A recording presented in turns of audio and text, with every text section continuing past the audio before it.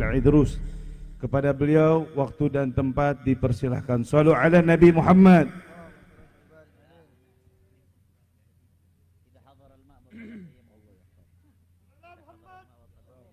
Assalamualaikum warahmatullahi wabarakatuh.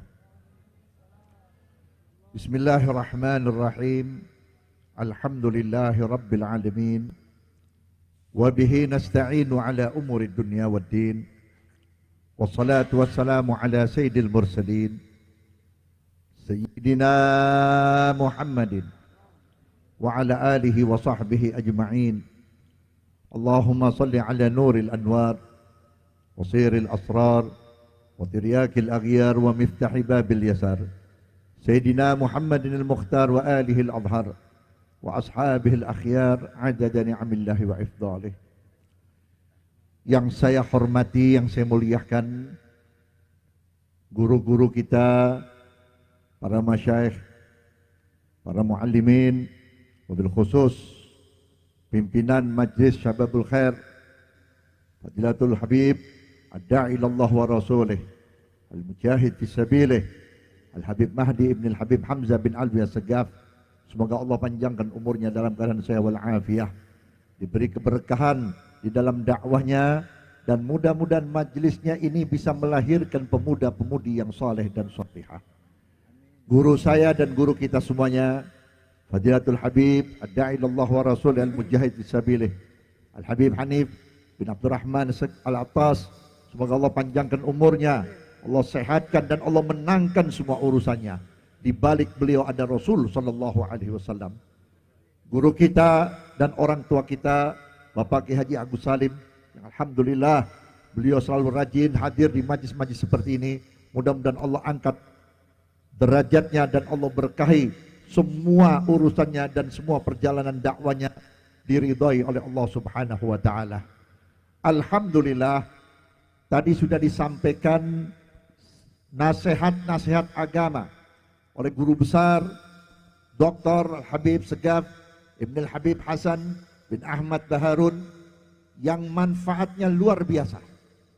Pendek, singkat, tapi bisa kita amalkan insya Allah selama kita mau menjadi orang yang mulia dan istiqamah.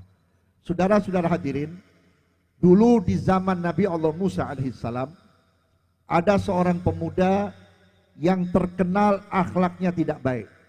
Siang malam selalu mabok.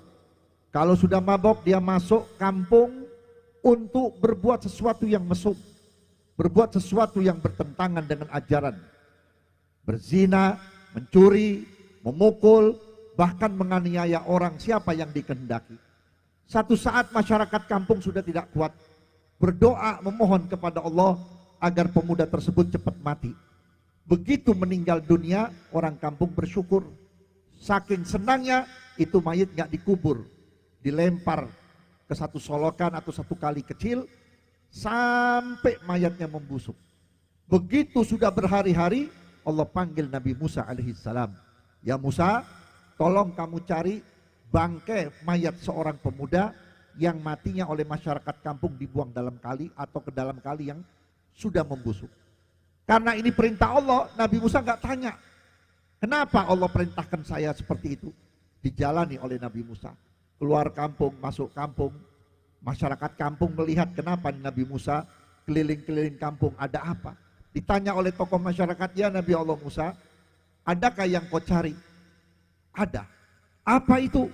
Saya disuruh oleh Allah mencari bangkai mayat seorang pemuda yang katanya meninggalnya dibuang oleh masyarakatnya ke kali dan tidak dikubur.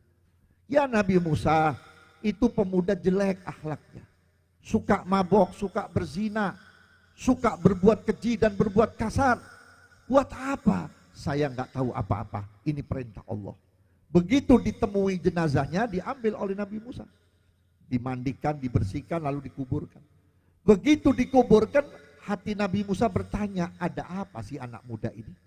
Katanya jelek, katanya rusak, katanya suka mabok, suka zina, suka melakukan perbuatan keji, tapi kenapa aku yang diperintah oleh Allah untuk merawat jenazahnya, sedangkan aku seorang nabi dan seorang rasul? Selesai, Nabi Musa bertanya, ya Allah, ada apa dengan pemuda ini ya Allah? Sampai kau perintahkan aku untuk merawatnya. Padahal dia akhlaknya tidak baik. Dia rusak dan dia dibenci oleh masyarakat di kampung tersebut. Apa jawab Allah? Benar ya Nabi Musa. Itu pemuda bejat, akhlaknya enggak benar. Tapi aku sudah ampuni. Dengan apa kau mengampuni pemuda tersebut? Pemuda itu seumur hidup tidak pernah membuka kitab Taurat. Satu saat pemuda itu membuka kitab Taurat, pas dibuka ada tulisan akan datang seorang nabi dan rasul yang sangat mulia dan sangat terhormat. Imamul Anbiya wal Mursalin. Siapa yang ingin menjadi umatnya dan siapa yang menjadi umatnya akan dimuliakan oleh Allah melebihi daripada umat-umat yang lain. Dicium ayat tersebut oleh pemuda tadi sambil berkata, ya Allah, panjangkan umurku ya Allah sampai aku bertemu yang namanya Muhammad ibn Abdullah dan aku siap menjadi umatnya. Aku siap mengikuti ajarannya. Aku siap membela syariahnya dan aku siap untuk menjaga kehormatan Nabi Muhammad sampai nyawaku hilang, hancur badanku, aku siap bersama Nabi Muhammad. Setelah itu kitab Taurat ditutup, ditaruh di atas lemari, dia keluar mabok lagi. Apa kata Nabi Musa? Kalau cuman segitu saja ya Allah, itu pemuda jadi mulia, maka sekarang ini aku mohon kepadamu, jadikan aku umat Muhammad. Walaupun aku tidak jadi nabi dan rasul, tapi jadikan aku umat Muhammad. Maka oleh karena itu antum bersyukur kepada Allah. Tidak meminta kepada bapak dan ibu, tidak meminta kepada kakek dan nenek, jadikan aku umat Muhammad. Begitu kita lahir sudah jadi umat Muhammad. Bapak ibu kita jadi umat Nabi Muhammad, kakek nenek kita semua jadi umat Nabi Muhammad. Berarti kita mendapat pilihan dari Allah Subhanahu wa ta'ala. Makanya musuh-musuh Islam benci dengan umat Nabi Muhammad. Berusaha bagaimana supaya kita tidak mulia. Berusaha supaya kita kembali hina. Sebab mereka tahu hinanya umat Nabi Muhammad apabila sudah meninggalkan Nabi Muhammad. Sudah meninggalkan ajaran Nabi Muhammad. Sudah meninggalkan syariatnya Nabi Muhammad. Dan sudah tidak mau lagi dengan Islam sebagai agama yang dibawa oleh Nabi Muhammad. Dan sudah tidak lagi mau beradab dengan adabnya Nabi Muhammad. Makanya jangan kaget kalau zaman sekarang banyak orang menghina Nabi. Gak usah kaget kalau di Indonesia yang katanya mayoritas muslimnya, tapi masih banyak orang yang menghina Quran. Bahkan orang yang dianggap seorang kiai sudah berani mengatakan agama Islam belum sempurna. Kalau kata saya mah otaknya yang gak sempurna para hadirin. Kalau Islam tidak sempurna, siapa yang buat Islam? Islam tidak dibuat oleh Nabi. Islam tidak dibuat oleh malaikat. Islam tidak dibuat oleh manusia. Islam langsung diciptakan oleh Allah. Langsung Allah menyatakan inna dina indallahil Islam. Sesungguhnya agama bersama aku, agama yang aku restui, agama yang aku ridai hanya Islam. Selain Islam aku tidak restui, saudara-saudara. Makanya cari agama sehebat Islam. Pernahkah kita ketemu agama sehebat Islam? Gak usah kita bicara hukumnya, gak usah kita bicara ajarannya. Islam mengenalkan kita mandi, mengenalkan kita gosok gigi 14 abad yang lalu, 1400 tahun yang lalu. Barat yang sekarang menjadi idola kita, yang menjadi kiblatnya orang-orang munafik, karena gantengnya mereka, karena cantiknya mereka, mereka kenal mandi baru 200 tahun yang lalu. Mereka bisa membersihkan giginya dari jigong baru 200 tahun yang lalu. Tapi Islam 14 abad yang lalu kita sudah diajari cara mandi. Di mana ada agama yang ngajarin mandi? Saudara mau tahu? Kalau saudara bangga dengan cara makan secara barat, memakai garpu, memakai sendok, memakai pisau, saudara anggap bersih dan suci? Tidak. Islam mengajarkan kita lewat Nabi Muhammad, mengajarkan makan pakai tangan. Setelah makan dijilatin. Kenapa? Tangan dari kecil sampai kita masuk kubur gak pernah dipinjam oleh orang untuk masuk ke mulut orang. Tangan tidak pernah bekas orang. Walaupun kita nyuapin anak, yang masuk makanannya. Kita nyuapin istri ketika pernikahan, yang masuk makanannya.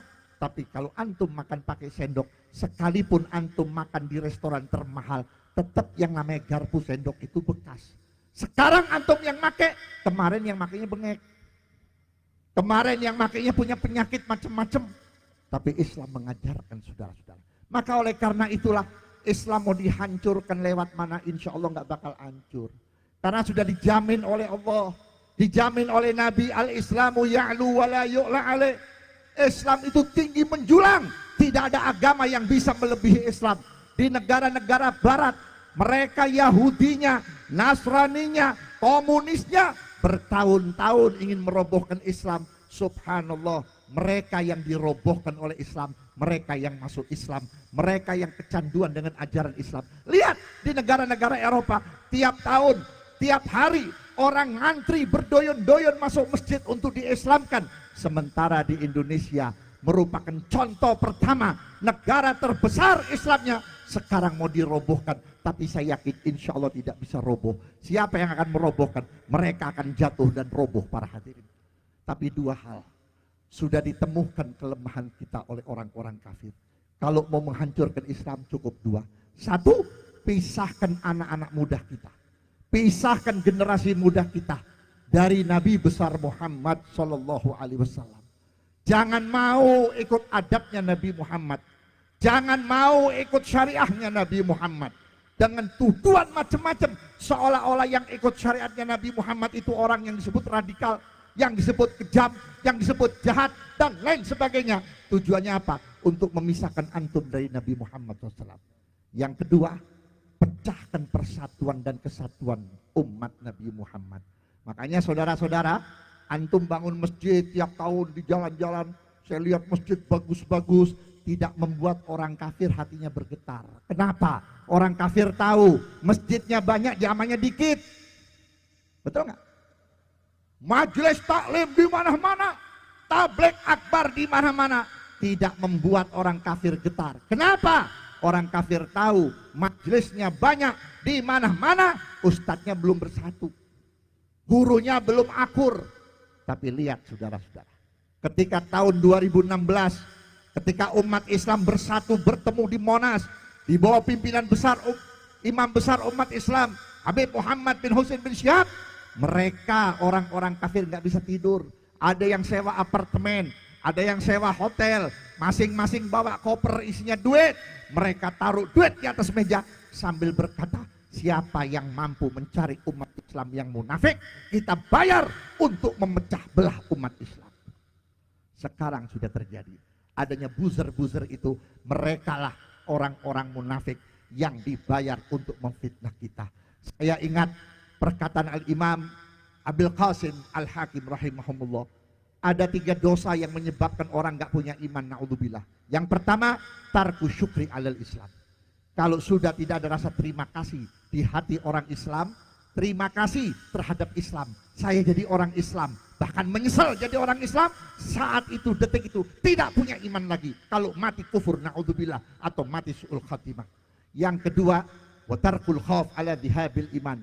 Sudah tidak ada kekhawatiran dalam hati orang Islam kalau imannya bakal hilang, imannya bakal melayang dari jiwanya. Yang ketiga, ad-dzulmu ala ahlil Islam, selalu berbuat dolim kepada orang Islam. Tiga-tiganya sudah ada di negeri kita. Orang sudah nggak terima kasih dengan Islam. Orang anggap Islam tidak punya jasa untuk NKRI. Orang sudah mengatakan Islam itu adalah satu ajaran yang membuat negara tidak maju dan sebagainya. Yang kedua, orang sudah tidak khawatir imannya lenyap. Saudara-saudara, tidak semua orang yang pakai peci imannya masih ada dalam dadanya.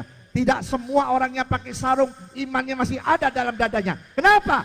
Nabi lebih benar dari mereka. Nabi mengatakan apa? Yusbihu rajulun mu'minan wa yumsi kafiran, wa yumsi mu'minan wa yusbihu kafiran, wa yabi'u dinahu bi'aradi minad dunya. Paginya masih punya iman, sore imannya dobol, hilang. Sore imannya ada, paginya hancur. Apa yang terjadi? Wa yabi'u dinahu bi'aradi minad dunya. Dijual agamanya dengan sepotong dunia. Sekarang nyata, biarin Islam hancur, yang penting partai saya menang. Biarin Islam hancur, yang penting aku dapat jabatan. Biarin Islam hancur, yang penting aku punya kekuasaan. Sekarang kita lihat umat Nabi Muhammad di Indonesia macam-macam. Ada ulama, ada habib, ada kiai, ada ustadz, ada polisi, ada TNI, ada presiden, ada RT RW. Tapi ketika Nabi dihina, gak ada salah satu di antara mereka yang sakit hati. Tidak ada di antara mereka salah satu yang menderita nabinya dihina. Padahal dia kalau di mana-mana teriak, saya cinta Nabi, saya sayang Nabi. Dan dia gak tahu jasanya Nabi Muhammad kepada kita luar biasa. Yang tadi dikatakan oleh Al-Imam Al-Habib Dr. Segaf bin Hasan Baharun. Betapa cintanya Rasulullah kepada kita. Sampai disuruh masuk sorga, nggak mau masuk sorga. Hanya kepengen ketemu dengan Allah. Begitu ketemu Allah, dia sujud. Hanya satu yang diminta, masukkan umatku ke dalam sorga. Tanpa ada adab dalam neraka, saudara-saudara. Apa yang antum akan balas kepada Nabi Muhammad? Apa yang antum akan hadiahkan kepada Nabi Muhammad? Nabi nggak minta apa-apa dari diri kita. Duit nggak minta, jasa nggak minta. Cuman pesan Nabi satu, jangan kalian datang kepada aku dengan membawa kejelekan. Jangan kalian permalukan aku di hadapan Allah. Dengan akhlakmu yang rusak. Dengan perbuatanmu yang tidak aku sukai. Ini yang dipesan oleh Nabi Muhammad. Makanya Majelis Syababul Khair ini satu wadah untuk mengantarkan generasi muda kepada Nabi Muhammad SAW. Habib Ali bin Muhammad Al-Habsyi yang maulidnya tadi dibaca. Itu tiap hari tahajud. Dan setiap tahajud muridnya nggak pernah dengar Habib Ali minta sorga. Sampai Habib Ali muridnya bertanya kepada Habib Ali, ya Habib Ali, aku belum pernah mendengar engkau minta sorga. Padahal engkau orang yang paling dekat dengan Rasulullah. Antum tahu Habib Ali waktu nulis Maulid Simtudurar, ya itu kalau antum mau tahu tulisan Nabi Muhammad itu ada yang di Simtudurar yang cetakan pertama itu. Kenapa? Tangannya Habib Ali dipegang dalam waktu 45 menit sudah jadi kitab maulid. Itu tangannya Nabi yang menggerakkan tangannya Habib Ali untuk memuji Rasulullah. Apa kata Habib Ali? Aku tidak ingin masuk sorga kalau di sorga tidak ada Nabi Muhammad SAW. Indahnya sorga, nikmatnya sorga, bagusnya sorga, adanya Nabi Muhammad SAW. Syekh Abdul Qadir Jalani radhiyallahu ta'ala 500 rakaat tiap malam dia tahajud. Muridnya aja nggak sanggup 500 rakaat. Begitu pula ditanya oleh muridnya, ya Syekh kenapa kau tidak pernah minta masuk surga? Aku bagaimana masuk surga kalau di dalamnya aku tidak diizinkan bertemu dengan Nabi Muhammad. Karena pertemuanku dengan Nabi Muhammad lebih nikmat daripada aku masuk surga tanpa ada Nabi Muhammad SAW. Mudah-mudahan kita ketemu dengan Rasulullah. Mudah-mudahan kita berjumpa dengan Rasulullah. Walaupun seumur hidup sekali. Insya Allah kita ketemu dengan Nabi Muhammad. Kurang dan lebihnya mohon maaf. Assalamualaikum warahmatullahi wabarakatuh.